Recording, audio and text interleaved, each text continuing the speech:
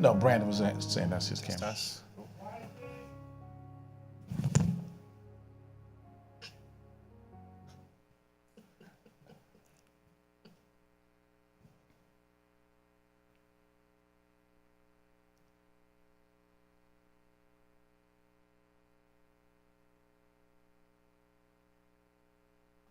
Hello, everyone. Welcome to Let's Talk Real Estate. Yay!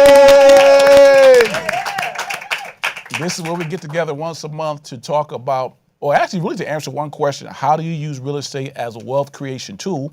And so every month we gather here at the New England Christian Television Network station in Canton, Massachusetts.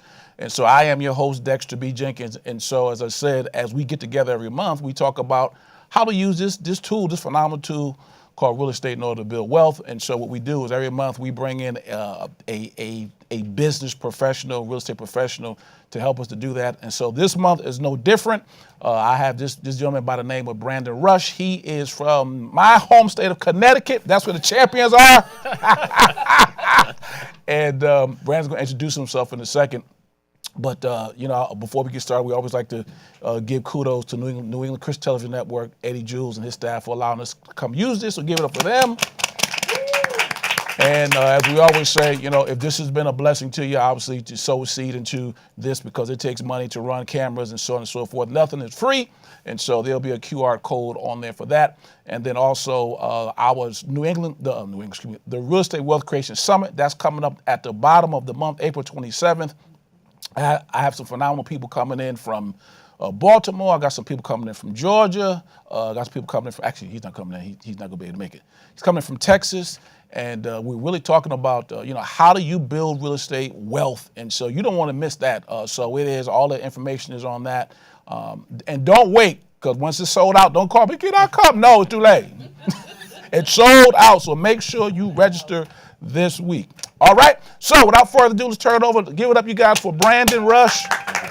Thank you, sir, for coming to hang out with us. Absolutely. So, Brandon, what we do is I don't do introductions because you can introduce yourself better than I can. So look into that camera and tell them, that audience who you are, also the people here, and we'll go from there. Yeah, absolutely.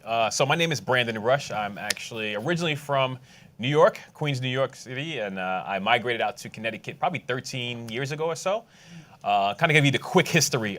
Worked in IT for 12 to 13 years, going from New York to Connecticut, and had a very phenomenal career, help desk, director of tech, and then I kind of just got out of that in the last 4 years, and moved into real estate. So I started as a real estate investor back in 2020 with my wife, and we started off by living in a multifamily. We owned a single-family home in Danbury, Connecticut first.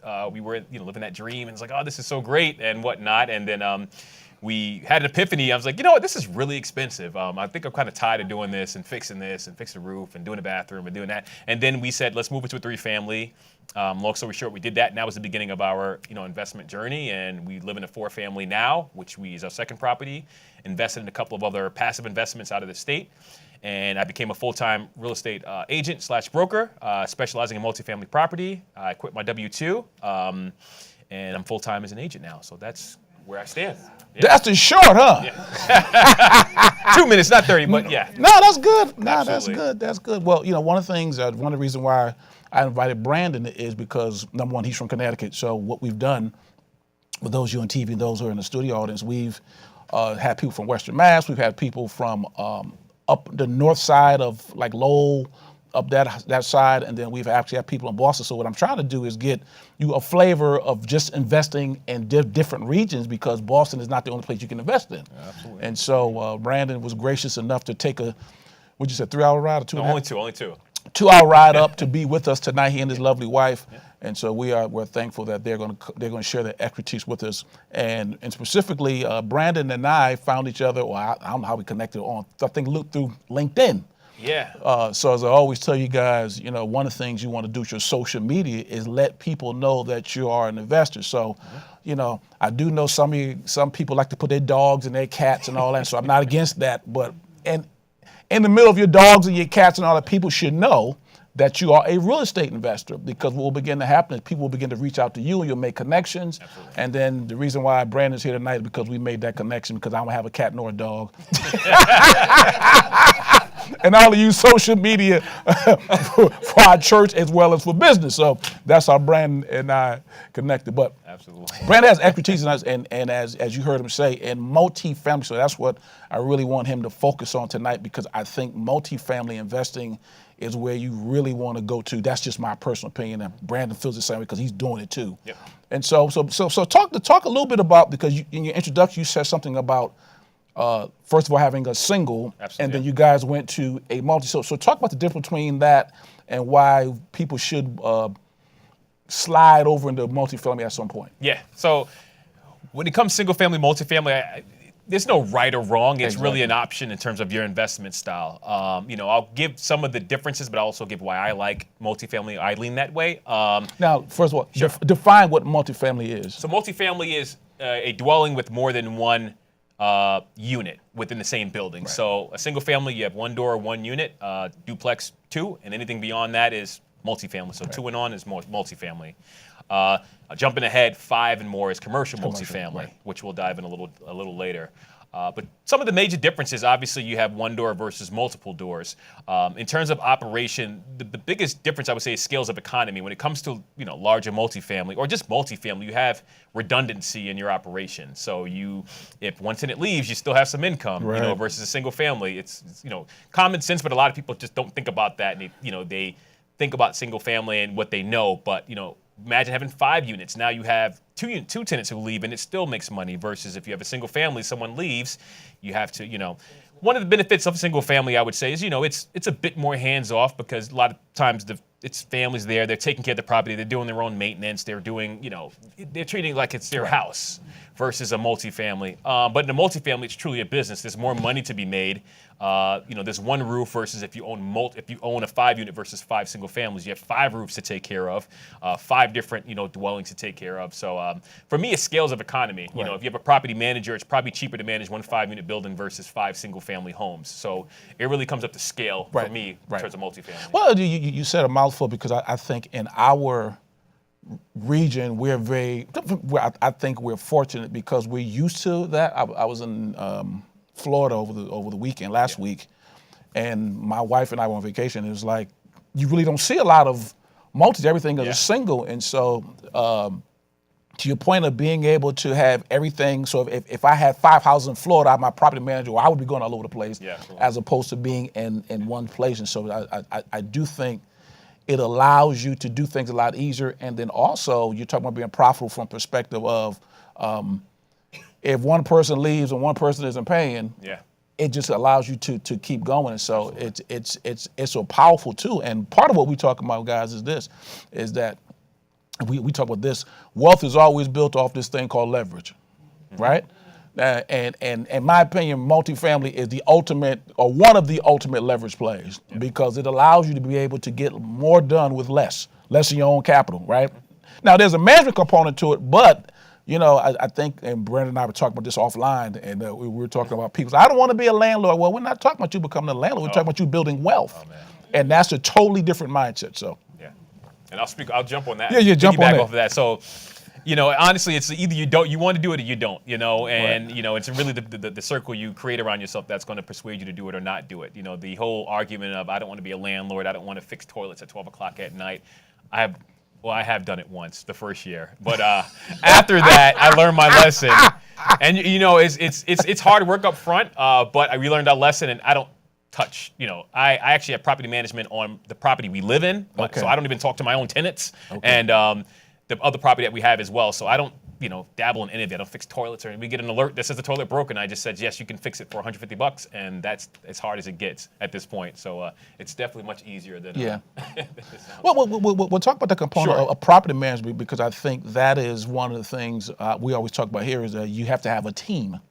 And one of the people on your team could be, in my opinion, should be a property manager as you get bigger and bigger, because and you said it earlier, this is a business. Yeah, absolutely. And so I have to treat it as a business. And so every business has teammates and colleagues who work with them. And so property management is part of that. So talk a little bit about property management. How did you find yours, and how did all that flow? Yeah, sure, absolutely. So when we bought our first property, we factored property management into the numbers of our first property. So I would always advise you to always make sure you buffer in numbers, because as much as you believe you will be able to manage your properties, there will be some situation where either it's a health thing, or you have to leave the state, or you just get tired of it and you don't want to do it anymore. And you don't want to pigeonhole yourself to the point where you have to sell your property. You're just like, I don't want to do this anymore. I want to sell, because I see a lot of that in Connecticut, and a lot of this is as simple as hiring a property manager.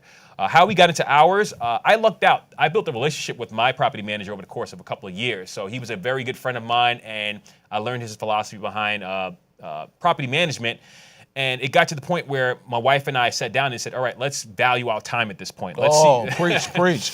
Let's see what our time is worth. Lord have mercy. Other than dealing with these crazies. Yeah, not that all tenants are crazies, but we had a few crazies. It's still time consuming. So we did the equation and said, you know what, if we got back 100, maybe not 100, if we got back 50 hours this year, could we make up $2,000 to $4,000? That was the number.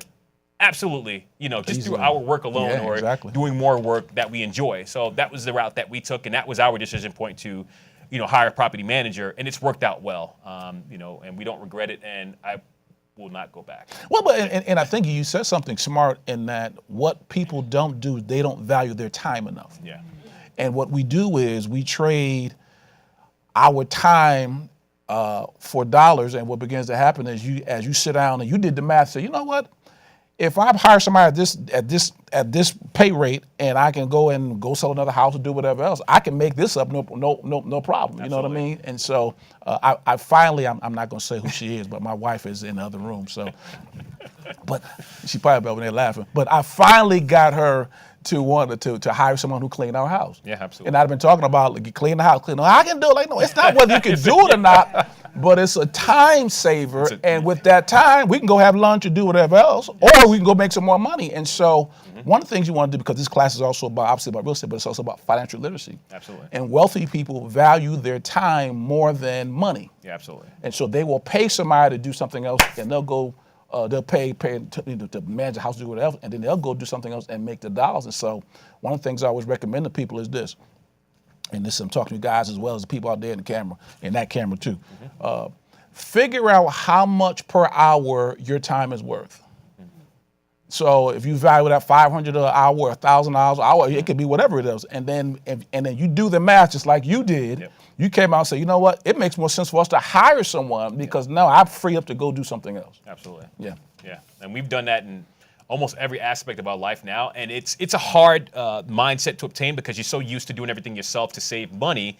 But examples, we have outsourced our laundry, we've outsourced our meals for the week, and it's shown that it's worked, because now I have more time to put into my agent work on a daily basis, and I have more time to commit to my clients.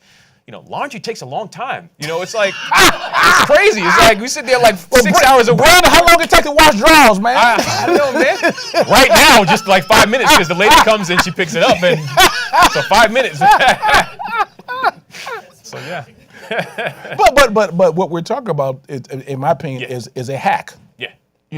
Time is the most valuable commodity we have. You can Absolutely. never get that back. I don't know what today's date is. What today's 7th, 8th, 7th, 9th. God, Sunday was 7th. Today's the 9th. But we'll never get April 9th back. Yeah. You know what I mean? But you can always go make more money. Yeah. And so getting people to trade that mindset of, you know what, I can pay someone to do this, but I can go do X, Y, and Z is a fundamental wealth mindset shift that we all have to make. Yep. So I'm gonna say we're running out of time, but time is always limited, but money is unlimited. Yeah, it's so unlimited. You can make Exactly. as much money. Exactly. But your time protected. Exactly. So talk about where you're seeing people invest at, because in our market, I won't say things are high because it's all relative, but everything's high. Yeah. A 5 or 6 unit in Boston may be $1 million, $1.1 million, $1.2 million, I'm about to say it's a little bit more than $2 million. Depending. I'm talking about a raggedy one. It just depends on depending on what we're buying. 3 families are like 1 million, 1.2. That you start getting higher and higher, it's more. So talk about what are you seeing in Connecticut and things of that nature. So if people want to maybe go down to your area, where should we be looking? So I'll give you some examples of price points just so you can kind of compare your areas to Connecticut. So Connecticut, typically like a 3-unit on the higher end is probably $1 million in the nicest of neighborhoods in Connecticut. And on the not lower ends, but like my market where I'm, Central Connecticut, you're probably looking at in the mid-3s to $400,000 for a 3-family. Back in the day, meaning like 3 years ago, you could have picked that up for $200,000. So things have changed significantly in the last few years. In terms of markets where things are happening, the best market in Connecticut is Fairfield County. That's along the shoreline by going towards New York, because it has everything. It has the jobs, it has the transit, it has everything down there. But it is also the most expensive market. It's probably similar to like a Boston, So, where the jobs are and where the transportation is, that's where usually it's more expensive. Central Connecticut, where I live, is a bit more affordable. It's right near Hartford. Hartford is like the hub of where jobs are. That's where you find those, $350,000 3 families. It's a great market to be. It's cash flowing. Cash flow to me is relative to your investment strategy. But, on paper, it's a better cash flowing market for Connecticut. I personally think Central Connecticut, that Hartford County region, is where you get your best bang for the buck. Okay. But again, it depends on how many bucks you have. If you have lots of bucks. It doesn't matter, right? Yeah. So my daughter's in Bridgeport. Yes. So I know that the area you're talking about going towards New York. Yes. She matter of fact, she goes in the city all the time.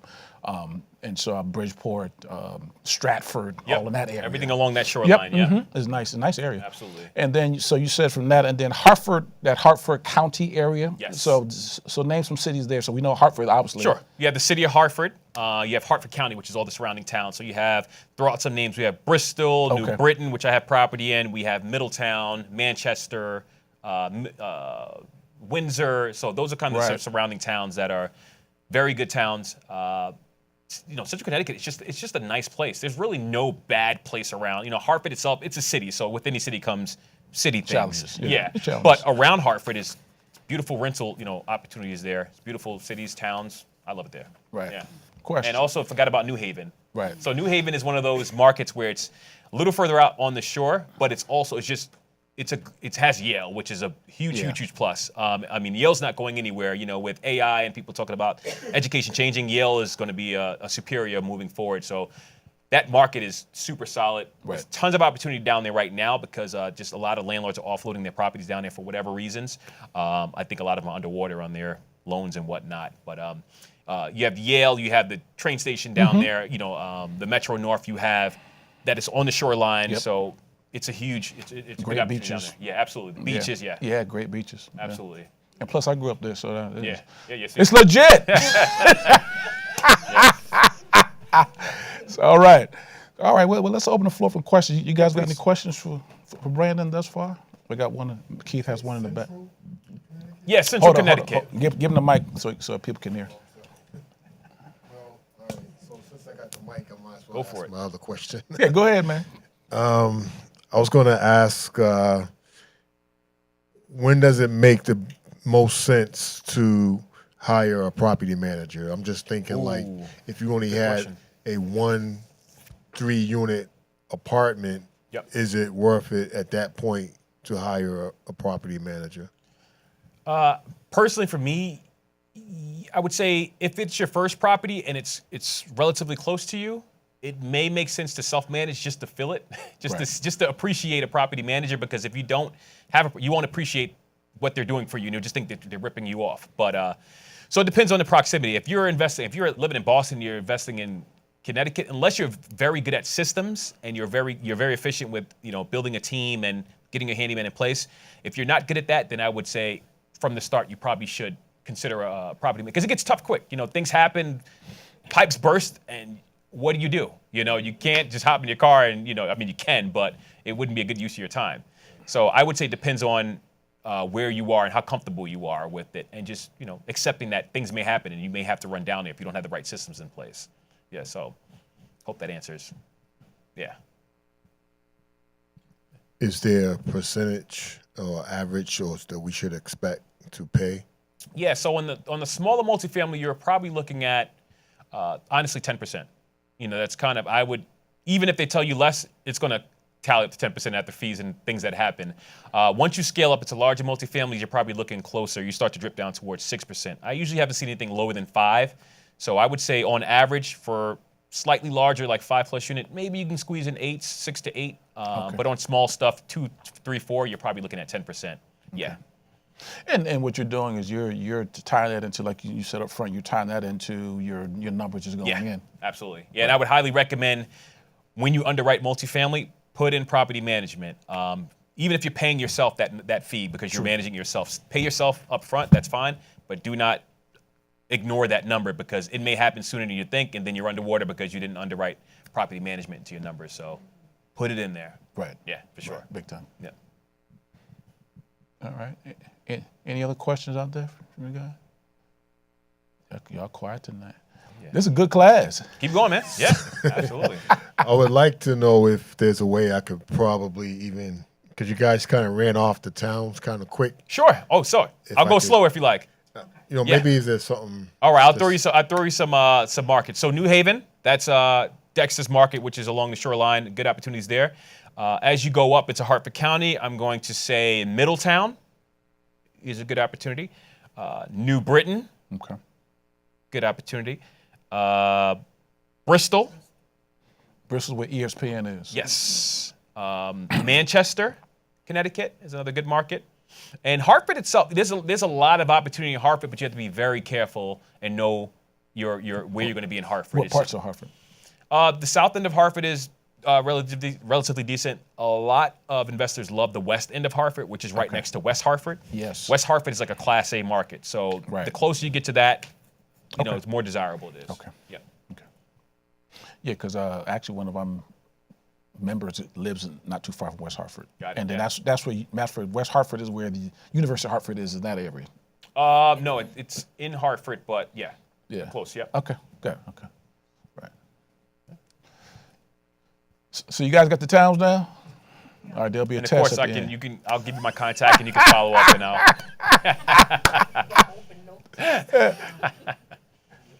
Yeah. You got a question? Grab the microphone.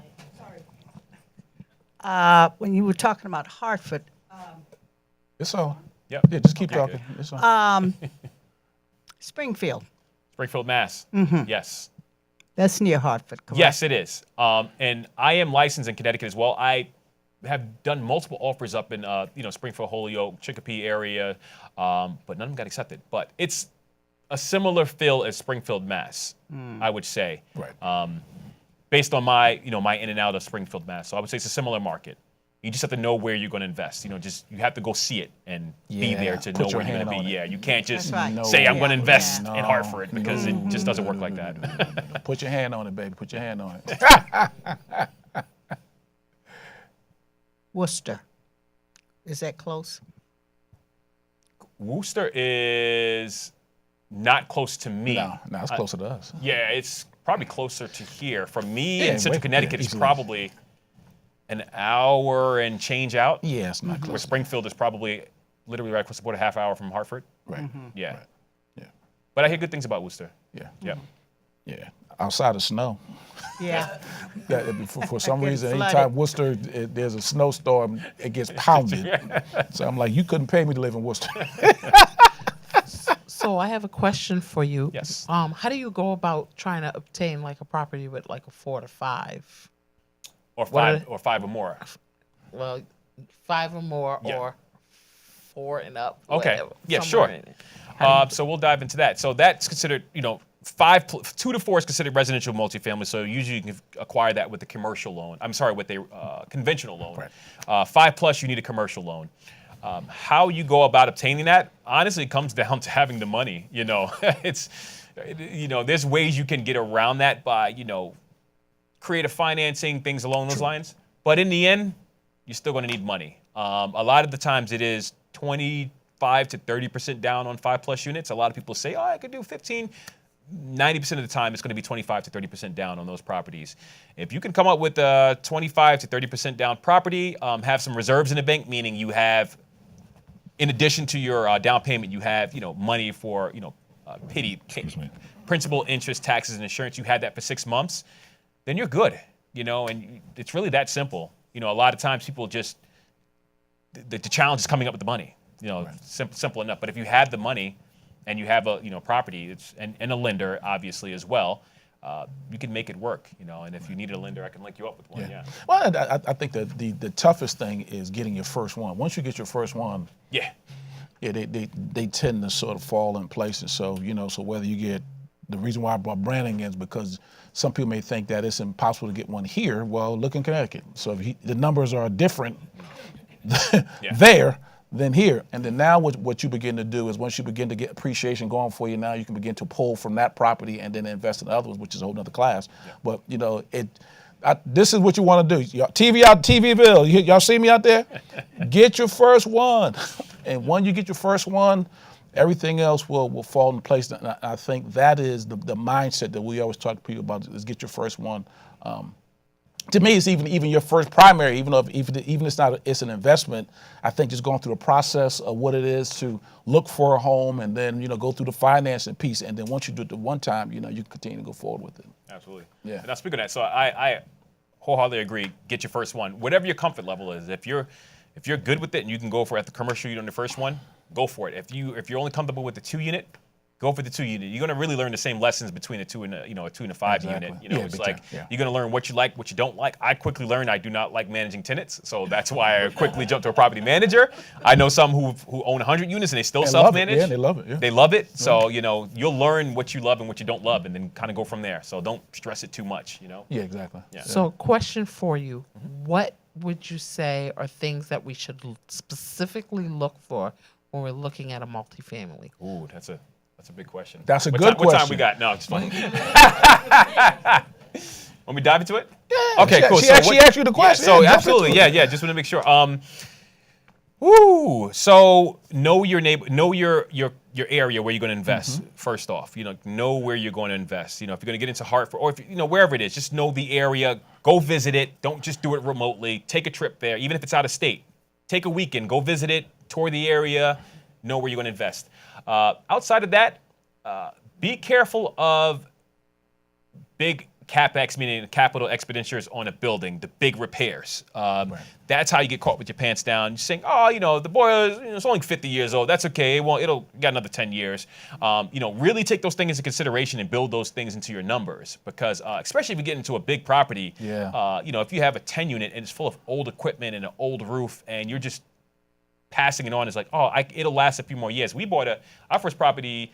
The roof was 25 years old. We thought it was going to give it another 5 years. It failed in 6 months after we bought the property. And we heard leaking. I'm like, what's that ticking noise? And it was the roof. It was the roof. We said it wasn't a clock. But so I would definitely say know your neighborhood that you're going to invest in, or your city, town, wherever. Be honest with yourself about the condition of the building. Don't be in such a rush to buy a building for the sake of buying a building. It costs a lot of money. Make sure where you're going to invest that you do have the opportunity for management as well. Because if you don't want to invest somewhere where, if the numbers are good, but you can't manage it anymore, but there's also nobody else to manage it for you, and now you're scrambling to sell and you're getting more vacancy, people are leaving and you're losing money. So make sure it's a good place where there's jobs, things like that. Where people want to be is where you want to invest. That's a nugget. Where people want to be, or where their jobs, where there's things thriving, that's where you want to be. Once you get more seasoned, you learn about paths of progress, so you kind of get ahead of some of those growing markets, and you start to get ahead of that by buying maybe a rehab property right outside some of those nicer markets. Maybe there's some markets in Boston, right outside of Boston, that are up and coming, and getting into those early. Those are opportunities as well. I'm trying to think of anything else when you get into multifamily. Just be ready. Just be ready for some hard work. It's not going to be easy. There will be things that challenge your mindset when you get into it. And you just got to say, you know what? I'm just going to get through this. You'll get through it. And then you'll learn. And I think it's not much different than buying multifamily than buying a single. Neighborhoods you want to be in, making sure that when you're doing a house inspection, you're checking the roof, you're checking windows, you're checking electricity, plumbing. I was walking through a house where I was at yesterday. I was in Taunton. And because I'm trained, I'm looking at the box, I'm looking at the plumbing, I'm looking for knob and 2 wiring, just this thing that I've been trained to look at. And so, once you do it for a little bit, it's no big deal. But you did say something that is critical, and the big difference to me from buying as an investor, as opposed to someone who is going to fall in love with the house, is that it's about the numbers. Yeah, absolutely. And you being honest with yourself about what's going on. So talk a little bit more about that. Yeah, so it's definitely do not let emotions get you, because the money will not. It will. What's the term? The money will not care. It will start to burn quick, and you can't do anything about it other than watch it burn. So definitely, don't get emotional. It definitely comes down to the numbers. So know your numbers. Practice underwriting if you are in it, great. If you aren't into it yet, practice your underwriting of multifamilies. And if the numbers don't work, move on. It's that simple, because you're going to try to force it to. You're going to force it to work, and it's just not going to work. And you're going to burn a lot of time and a lot of your own money to make it work, and then you're selling in a year because it just. So to talk about how do you practice underwriting? So. Yeah, sure. So I started off with the bigger pockets calculator. Okay, yeah, right. I mean, it was that simple. Right. I mean, there's a lot of, and I can provide a couple of tools that I'll use. I use like DealCheck.io, which is another little underwriting tool. When it comes to the small multi, you could probably honestly write it on a napkin and figure out the numbers, relative, I'll give you some of my expenses example, like 5 to 8% for repairs and maintenance every month. I put into my numbers. For CapEx, I do the same thing. I factor in. What's CapEx? CapEx is the big stuff that's going to happen. The roof, the windows, the siding, the driveway, the heating system. CapEx is capital expenditure. That's what sorry. That's Yes. what that is. Because you got people out there that don't know what's CapEx. What's that? CapEx, FedEx, they don't know what that is, man. You got to break it down. Yes. But go ahead. Yeah, absolutely. And yeah, you just got to factor in those numbers when you're, underwriting your multifamily. And like I said, bigger pockets, DealCheck.io. Honestly, if you go to Google and just type in, underwriting small multifamily, there'll be little calculators. But again, I can provide the tools that I use to anybody who's interested, for sure. Right. Yeah.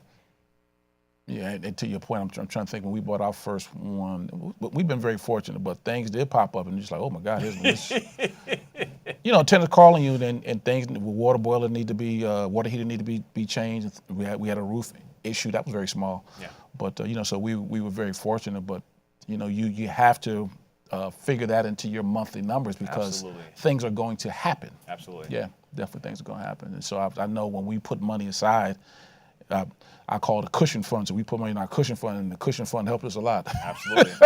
And that's the reserve fund that I was telling you about. Yeah, exactly. Yeah, you got to have that.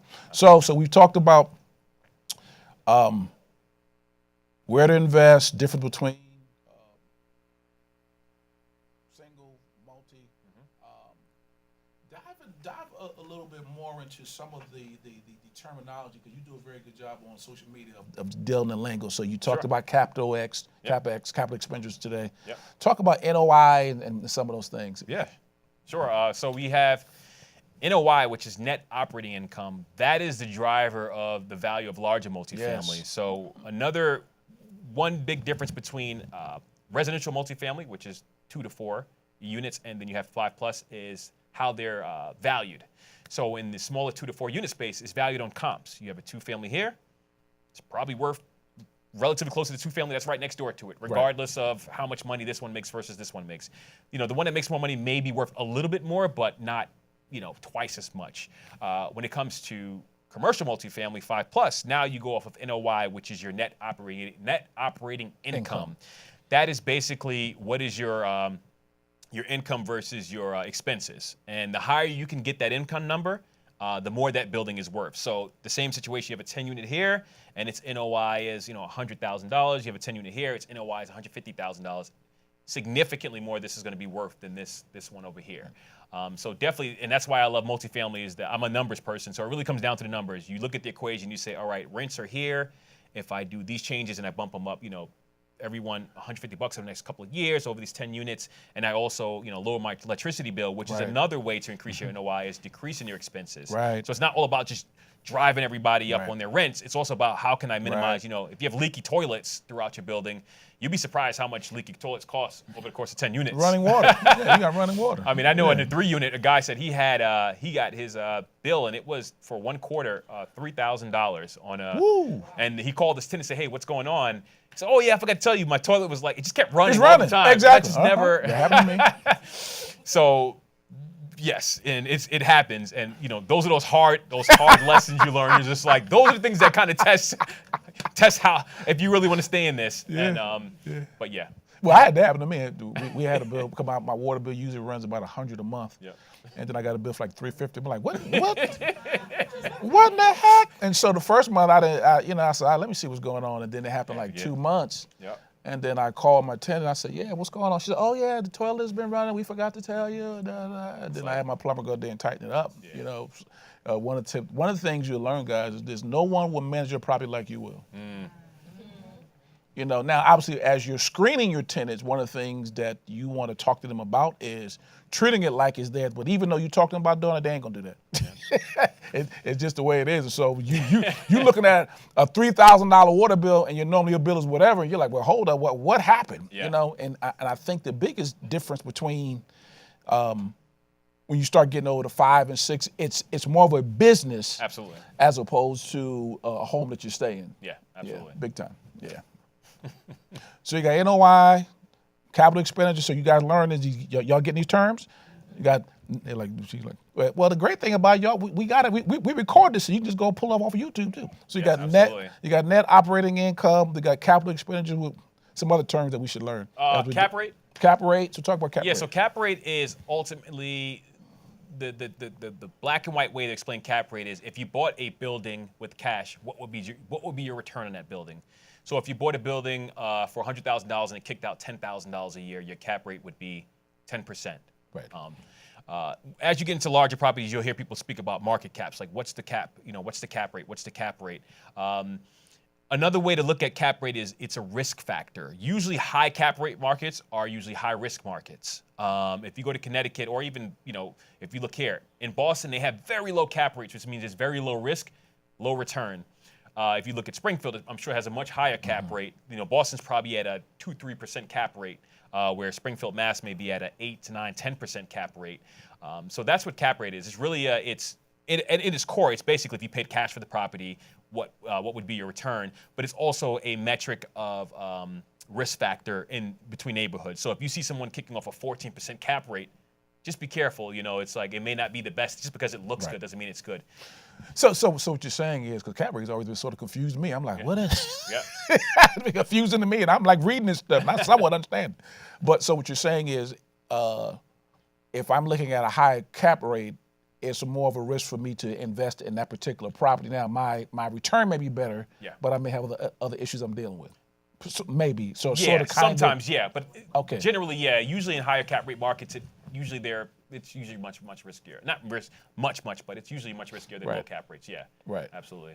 And another way to explain cap rate is it gets a little technical, but when it comes to large multifamily, cap rate will determine how much for every dollar you save can grow the property. So, not to get too technical, but say if a market has a 2 cap, that means for every dollar that you make for your property, the property is now going to be worth $50 more. Right. Versus a property that has a 10 cap, 10 to 100. That means for every dollar you're saving, what is that? $10.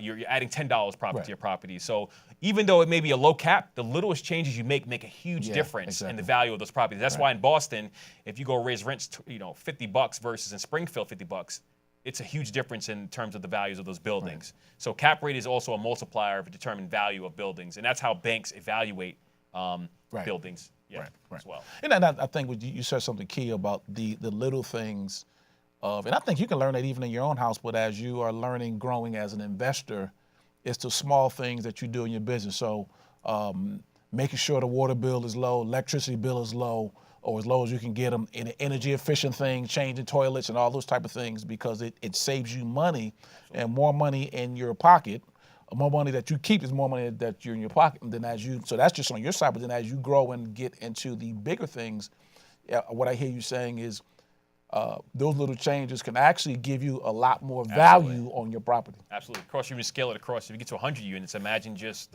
Right. fixing toilets, not fixing toilets, but raising rents, $10 across 100 units, it's significant. Or Yeah. fixing the water bill across 100 units, it's Right. significant. Right, right. Because actually one of our speakers, he was here last year. Tommy Jones does, they do 300, Yeah. 300 unit.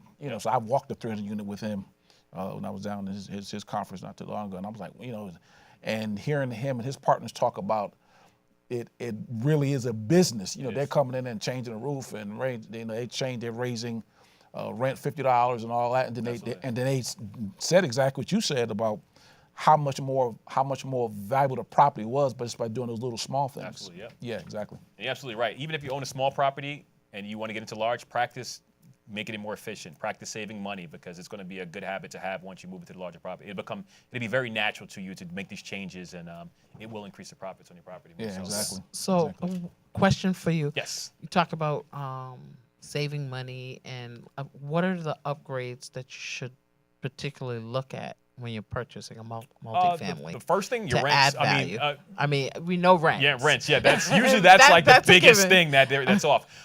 So some fixes are, true. think about utilities and what's coming out every month. Think about your water.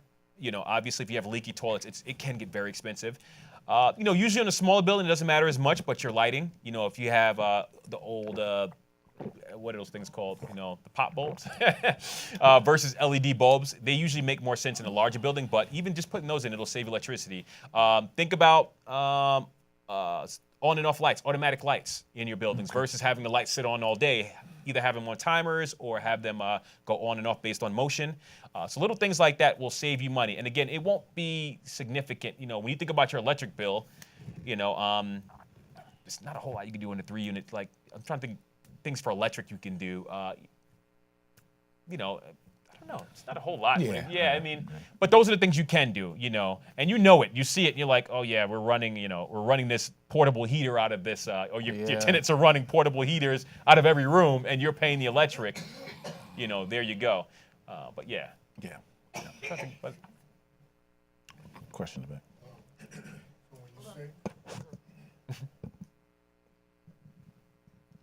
So when you say high risk, I'm kind of assuming where I've seen higher cap rates and risks relating to maybe the neighborhood's not so great. Is that what you're referring to? Yes. When you say high risk?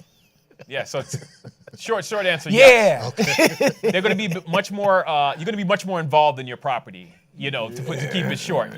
Because the tenant class is probably not as maybe not as affluent, or they don't really respect it as much as some of these other and they just have more problems in a lot of the higher cap neighborhoods. It's lower income, generally lower income, so there are some more problems there. So it's not that it's a problem, it's just be ready. It's going to be more intense, management intensive. So that's the risk, is your time, to be honest. You're going to have more of your time is going to be involved, more of your money is going to be involved. Is there a resource or somewhere where you can find out a tax rate? Cap rate rates for a particular neighborhood? No. That's usually honestly that is usually somebody like you. The answer. Yeah, somebody like you. Usually it's your real estate agent or your brokers, or if you network with other real estate investors in the area, they would be able to inform you as well, because they buy and sell properties as well. So that's another recommendation I would have, is if you're planning to invest somewhere, just go to a networking event out there and ask those questions, because they'll be able to say, oh yeah, I see stuff trading at 7-6 cap in this neighborhood, things like that. So your sphere, or people in network groups, but also real estate agents, brokers, and then also appraisers, which is kind of who I go to. But these numbers are they're not online. They don't just throw cap rates out, because it's, it could change. Yeah. But just, and and that's where your market. If you underwrite over time, you'll know your market, you'll know your cap rates. So you'll learn it over time for sure. Right. Yeah. No, I'm thinking as I'm hearing you talk about some stuff like cap rate and just neighborhoods and all that. It goes back to your original point. You have to go there. Yes, absolutely. Experience it, walk the neighborhood, both in the day at night, Oh, yeah. different times. Oh, yeah. Seriously, that's a tool. You need to go at night, you know, see what's jumping off at night. Yeah. You know, You gotta go during the day as well, because yeah, if everybody's home if during the everybody day, home, like, just like, okay, why ain't nobody working? yeah, exactly. Why are you home at 10 o'clock every day? Yeah. You know, and so those are things that you know, as a landlord, but more importantly, a business owner, those are questions you have to ask. Yeah, absolutely. You know, we just ran out one of our apartments, and you know, I was screening them and asking questions, and okay, you know, and you're asking questions behind the question, you know, and listening to really what they're saying, because once, I don't know how it is in Connecticut, once you get somebody in, it's hard to get them out. That's one of the benefits of Connecticut. It's not, but Okay. 2 months on eviction now, but it's still it's getting tougher. But How between much New is York, it? about 2 months. Ooh. A good attorney. Huh. Yeah, It's longer than that here. That's why you hear everybody say, ooh, 2 months. a good attorney. But 2 to 3 months, I would say, is pretty average. As long as you stay on it and you don't try to do it yourself. Just go to the attorney and let them do it. You know, you get Okay. caught with your pants down when you try and do it yourself. That's good to know. Yeah. 2 to 3 months? Man, please, you could be here a year. Yeah. Easily. New York is like 2 years. Really? Yeah. It's insane. Wow, that's crazy. Yep. That's crazy. All right, that's good to know. I'm gonna have to buy some more in Connecticut then, huh? But a good point to what you were saying about vetting tenants, extremely important. I mean, we honestly, we got desperate when we first jumped in. We let, it was like, she lied to us and we said, oh, it's okay, and then she said she had 1 kid and then 3 showed up on the day of when it was, I'm like, we should cut this off. We didn't cut it off, and it turned to be I don't say terrible, but she's a hard tenant and we still have her to this day, but vet your tenants, stick to the rules. It's much better to have vacancy for a little longer than just rush and bring people in. Say that one more time. Yeah. Wow, hold on. Look at that camera right there. Tell them to say that again. It is much better to Oh, have my vacancy goodness. for a little bit longer Yes, than sir. to rush a tenant in, because once that tenant is in, It's they are in. hard to and get them out. It's hard, Yeah, and it'll man. burn you and make you not want to do it again. Yes, well, yes, sir. And then it goes back to what your point of, that's why you need reserves. Yeah, absolutely. So the reserves will carry you through with lines of credit and other things you may have. But Yes. once you get a person in there, man, it's hard to get them out. So you wanna vet them. And a friend of mine, she owns property in Texas, and she has a property manager. And her property manager, this is the question she said. She asked the property manager. Now you may not do this, but this is a funny question. This is my disclaimer. She said, if it's snowing on Christmas and it was your mother, could you put your mom out? And based off that, how they answered that question was whether she hired the property manager or not. And my point being is you have to treat this like a business, and sometimes people's hearts are too soft, and you're like, so when a person, I'll pay next week, and it's like next week never comes. Or you got one person on the application, but I see 3 kids popping in, or you really, so if you are not cut out to be somewhat tough-minded, that's why you need a property manager, because you like, look, dude, I just live here. Talk to her or talk to him, and they'll handle it. You know what I mean? So it's I would critical. absolutely say that's the hardest part of self-managing, because the building can get fixed. Somebody comes and fixes it, but you can't fix the people. And man. it's so that is definitely the hardest part of self-managing. That's the toughest for sure. part. Yeah. Well, I mean, we've been fortunate thus far, but we've had to have tough conversations with people, and Absolutely. Referee every now and then. Every now and then, it's only been once or twice. Yeah. But I think it goes back to, I think as we're looking at this as a business, I don't want to do that long term. Yeah. Because I'm more valuable doing other things. So talk. Any more questions about before I sort of transition? I saw some hand go. Okay, never mind. All right, we'll come back to y'all. But talk a little bit about, because these are investors, and I mentioned it earlier. I said about the importance of you using your social media and other things to do that, and you do a podcast, and you're very active on social media. So talk to me as what I'm always telling them about, get on social media talking about more than their cats and their dogs. Talk to them about the importance of, I know Brother Keith uses his social media to his house and things like that. But talk a little bit about the importance of that and how that's helped your business, both as an agent as well as an investor. Yeah. No. So I'll go from the agent part, because that's probably the bigger part. it creates authority in the market. Honestly, it's like people are watching, the Brandon Rush show, to be honest. And they watch you as much as you don't believe people are watching you. They're watching That's so everything true. you do. I mean, I don't use social very much, but I fascinate when people know certain things that I post on social. I'm like, you saw that? And Right. they're like, yeah, I saw it. And I saw the other thing. And I saw the other thing. You do an amazing job. So it's done a significant amount for me in terms of, establishing, not authority in the sense of like, I'm that figure, but it creates a presence for me in my market, and people associate me in my agent role. And they see a lot of what I do, and it builds trust. And Exactly. it builds trust with the people who are watching you. So even though you may not see these people on a regular basis, them seeing you over and over, and you talking about what you're doing, it builds trust. So if you're trying to build partners in your, a lot of you may be trying to do partner with other people. They've seen for the past year, you've been talking about, even if you just own one property, just talking about the challenges of your property and the things you overcame, that's going to build you up. So people have trust in you. Even your lenders, you'll be honest. If you build a relationship with the lender and they see you're doing this, they're going to have, even though they may have certain standards they have to go by, just them seeing your social and having that trust with you based on that, they may approve you, or somebody may be good with partnering with you, or whatever it may be. So it's definitely much more valuable to get it out there, what you're doing. Don't be shy to talk about it. If this is what you want to do, put it out there, Right. Absolutely. Yeah, and I think, I don't know how many people have reached out to me, and particularly I'm thinking LinkedIn. Some on Facebook, but they slide up in my direct messages. Hey, I'm doing this. I saw you. If you ever want to finance something, absolutely. but it's because of documenting your journeys. I always tell you guys about what? Document your journey. So even if it's on your own house, getting it fixed, take a picture of that and put up there. Or even if you're at something like this tonight, you can take a picture of this. Hey, I was hanging out at this meeting, met with Brandon Rush and Dexter Jenkins talking about multifamily investing. And so, I forgot what the guy said. He was talking about sales. He said it takes people 7 to 10 times for them seeing you to build trust with you. Absolutely. Right? Yep. And so as we're talking about whether trust to sell your house or trust to invest money with you, trust to flip a property with you, the more they see you being active in this type of arena, they begin to see you as an authority. Absolutely. Yeah. I live by that 7 to 8 touches. It takes about that much for me to build trust in someone. And I may only meet them one time, and then I may only see you guys one time and then see you 2 years from now, and you feel like you know me personally based on all my social and my videos and my talking to you through the screen. So it absolutely works. Exactly.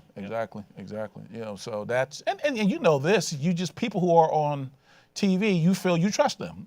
Now they're in front of a room, you think they know what they're talking about. They may not, but there's just an assumption that if someone's in front of a room or they're on the camera, that they have some authority. And so, and most people who are here watching us tonight and those who are out in TVville, so to speak, they're on the newer side. Yeah. And sometimes they're, well, I haven't done it. Well, you've done more than most. Yeah. And even talk about, even if you don't own a property, talk about your build up to that property. Be like, hey, I'm just going out to look at this property today. Take pictures of it. Hey, this is my agent. This is great. Blah blah blah blah. And just tell your story. And leading up to it, because that story could turn into a year's worth of content that people may look back on and say, this person worked hard to get to where they are. Yeah. Exactly. It's all documented. Yeah. Exactly. Any more questions? Because we are probably about 8 minutes out. So, if there are any questions out there for Brandon or myself about multifamily investing, how to get started, those type of things, Sister Angela.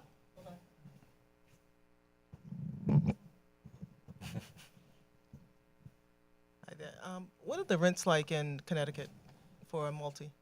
So I'll use Central Connecticut as kind of example because that's where I'm at a lot. So a 1-bed, depending on the neighborhood, you could be anywhere from $900 to $1,200, $1,200. Moving into the 2 beds, you could be anywhere from $1,100 to $1,500 on the nicer end. Moving to 3 beds, you could be anywhere from, I'd probably say $1,300 all the way up to, $2,000. And then 4s, forget about it. You're in the 2s at that point in Connecticut. But generally, you're not seeing Boston type rents in Central Connecticut. The max you're going to probably see in Central Connecticut is, with the exception of West Hartford and Glastonbury, those are kind of like Class A markets. But your typical Central Connecticut, you're probably looking at in the 2,000s max. Okay. Yeah. Okay. Yep. But if you have 2,000 and you got 4 units or 5 units, Nice. That's nice. So that's why, and Brandon and I were talking about this offline. I think as I'm looking at what's going on, in particular in our area, so whether it's in Boston or other areas, I think you really have to start looking at 4s and 5s and 6s to really, if you want a cash flow. And I always teach you guys, rule number 1 is make sure it what? Cash flows. Absolutely. If it doesn't cash flow, leave it alone. Now, it doesn't have to cash flow a lot now, and as you grow, you'll have your own dollar figure as to what you want to cash flow. But if it doesn't cash flow, don't buy it, because people have bought in the past and said, well, it's going to appreciate. Well, most of the time, real estate has appreciated. But to me, that's gambling, and it's being speculative. And so I like to make sure it's positive up front. Yeah, and then anything that appreciates is obviously gravy. And then obviously you could do some things like we've talked about, repairs and such that can force appreciation. Yeah. But I want to make sure going in that it cash flow. That's rule for me. That's what I'm talking about, this type of stuff. It's rule number 1 for me. Yeah, absolutely. You want to make sure you're protected. At a Oh, minimum. my goodness. Yeah, make sure you're protected. It's got to cash flow. I don't know how many people say, well, it might cash flow. I'm like, no, ain't no might. Does it cash flow when you buy that sucker? Okay. So I'm looking for cash flow and equity. For those 2 things I'm looking for when I'm going and buying property. Just for me, so. All right. Well, Keith has one more question. Sure. Minimum cash flow you should be expecting? It's not really, I think to that's be a honest. personal thing. Yeah, I think it's definitely that's really personal. personal. For me. Yeah, I mean, it also depends on the size of the property. Some people say $100 a door, but if you're buying a building that's $5 million, a door doesn't really make sense. It has to be much more than that. If you're buying a 3-family, that's $300,000, that may be feasible. But so it's really relative to what your risk tolerance is and what your expectations are, what you want, and that's where, again, you network and learn with other people, kind of on average what they're getting, just to kind of build learn about the market and learn what's reasonable for that market. But what's reasonable in Boston is going to be different than what's reasonable in Springfield in terms of per door number. So True. learn about your market and learn what makes sense to kind of come up with your number. Because you really have to look at, do I really want to go through what I have to go through to get $300 a month extra? That ain't for me. I'm just saying it's just not worth it, But for somebody else, it might be. And so, like that's why that's a harder question to answer, because it's really a personal decision you have to make, as to how much you really want to have a cash flow. And so you have to figure it out. And then obviously the other things you could do, because you got the visiting nurses and other things you could do to sort of Airbnbs and all that, which is a whole nother discussion. But you have to look at those options. Yeah, no, absolutely. Yeah. All right, Brandon, look into that camera and tell them how they can stay in touch with you. So you can find me. The easiest way is my website, BrandonRushAgent.com. If you go there, it'll funnel into all my social medias, things like that. I'll give you my cell phone number. That's perfectly fine. You can shoot me a text, give me a call, 203-915-3803. What else we got? Do it one more time. 203-915-3803. That's my cell. If you just want to give me a call or shoot me a text, any questions you have, I'm speaking to people all over the country at times. People call me because they find me through my socials and Social ask media. questions just because they're just not sure. I helped the individual give him guidance, and he closed on his co-op in New York City. Wow. And I'm not licensed in New York City or anything, so feel free to reach out with any questions. I'd love to help. I teach you all the lessons I've learned. I'm still growing myself, so I love to just give back on everything I learned and repurpose it and help others, because they were those who helped me, my way up. So, yeah. All right. Give it up for Brandon. Thank you, guys. Thank you. We might let you come back, man. We might let you come back. Well, and you would think about it, right? In closing, what we said, Brother Eddie, can you put back up the event, the Real Estate Wealth Creation Summit? Make sure you register for that. It's going to be phenomenal. So people like Brandon will be coming in and talking about some of those things. Then it's going to be great networking, because what I want to do, put together, was an event where there was money in the room. And, when people have conversations and meet people, I find that a lot of good things happen. So you want to make sure you register for that. Don't wait for that. And then next month's show, I haven't gotten my guest yet. I'm thinking about doing it again myself. We'll see. But we will see all you guys, well, actually next month is, back in the next month will be the summer too. Anyway, so we'll do a show next month anyway. So we'll see you guys next month. Have a great night, and we'll see you guys soon. Bye-bye.